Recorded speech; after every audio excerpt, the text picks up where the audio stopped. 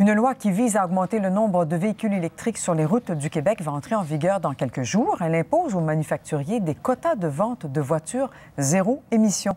Mais l'industrie automobile juge que la province voit trop grand alors que le Canada ne fait pas sa part. Émilie Dubreuil. Ce sont les constructeurs automobiles qui seront responsables de l'atteinte des cibles. C'était en juin 2016. Le ministre David Hurtel annonçait les grandes lignes d'un projet de loi visant à augmenter le nombre de véhicules électriques sur nos routes. 1 an et demi plus tard, le projet est devenu loi et certains constructeurs rechignent.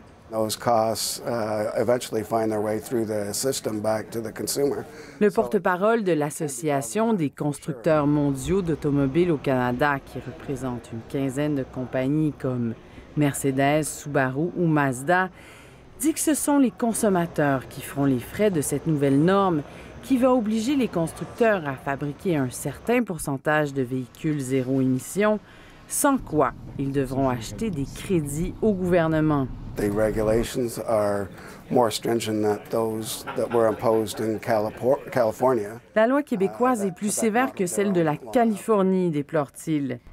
Le parallèle est intéressant. L'État fait beaucoup monter les statistiques sur l'usage de la voiture électrique aux États-Unis. C'est aussi le cas pour le Québec, puisque la moitié des voitures électriques du Canada y roulent. D'ailleurs, d'un océan à l'autre, le rapport à la VE est fort disparate et dépend d'initiatives provinciales. On est le seul pays de l'OCDE qui n'a pas de politique favorisant le véhicule électrique. Effectivement, alors que la Colombie-Britannique subventionne à hauteur de 5 000 $ l'achat d'un véhicule électrique, que l'Ontario offre jusqu'à 13 000 $ aux consommateurs et que le Québec peut aller jusqu'à 8 000 $ d'aide à l'achat, Ottawa n'offre aucune subvention.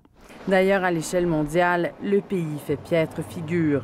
En 2016, la vente de voitures électriques ne dépassait pas le 1 %, ce qui est loin derrière les États-Unis, la Grande-Bretagne, la Chine et évidemment les champions de la classe comme la Norvège, où près de 30 % du parc automobile est désormais électrique. Il faut dire que le pays a choisi de surtaxer les voitures à essence. Émilie Dubreuil, Radio-Canada, Montréal.